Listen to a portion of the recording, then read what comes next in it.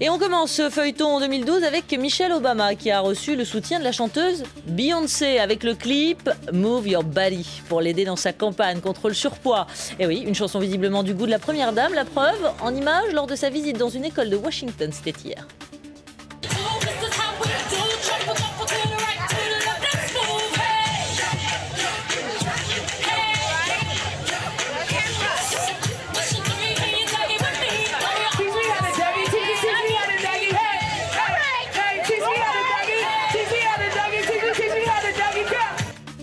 Elle est plus sobre en France, c'est le printemps et les candidatures bourgeonnent. Après celle de Jean-Pierre Chevènement ce matin, c'est Patrick Lozès qui se prépare à annoncer la sienne. Le président du CRAN veut être le porte-voix des minorités, il le dit dans un livre qui paraîtra prochainement. Et c'est le Nouvel Observateur qui a publié l'information.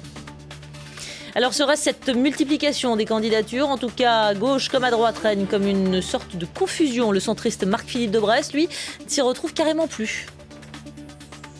Nicolas Sarkozy a bien fait de proposer Nicolas Strauss-Kahn comme président du FMI à l'époque. Comme ça, on va pouvoir avoir un vrai débat de fond.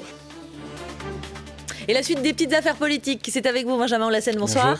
Vous allez nous reparler d'une voiture, une voiture de luxe même aujourd'hui. Oui, on a parlé de cette photo hier. Cette photo, la voilà. Elle a été éditée donc hier sur leparisien.fr, DSK et Anne Sinclair.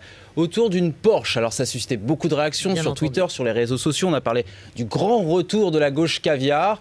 Eh bien, je vais vous prouver avec cette photo qu'on peut être président et rouler en Porsche. Regardez, il s'agit de Georges Pompidou. Lui, roulait en Porsche. Donc, tout est possible. Voilà. Et les chances de Strauss-Kahn sont toujours donc possibles pour... Voilà. Un gage, un véritable gage.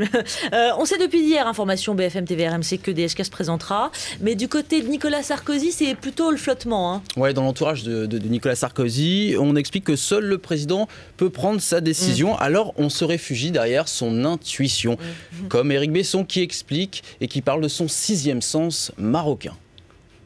Je suis très intuitif, je suis né au Maroc, en pays méditerranéen, ça me donne une intuition qui va jusqu'au bout de mes doigts, qui va plus loin que mes doigts. Voilà.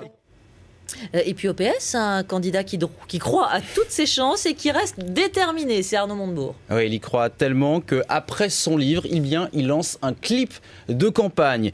Donc un clip à l'américaine, une sorte de trailer, de bande-annonce d'un film à venir, avec une voix off d'Arnaud Montebourg, du candidat. Alors on le voit sur le terrain, en meeting auprès d'ouvriers, d'agriculteurs, de commerçants, des gros plans sur son visage. Et puis ce détail, pour l'humaniser un peu plus, proche des gens, on voit Arnaud Montebourg dans sa voiture. Regardez, vous allez le voir.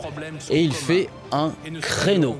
Voilà, alors ce détail qui veut tout dire, c'est-à-dire que oui, Arnaud Montebourg saura peut-être conduire la France. C'est ça, voilà.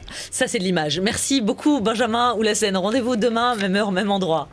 19h38 sur BFM TV, tout de suite le face-à-face du jour.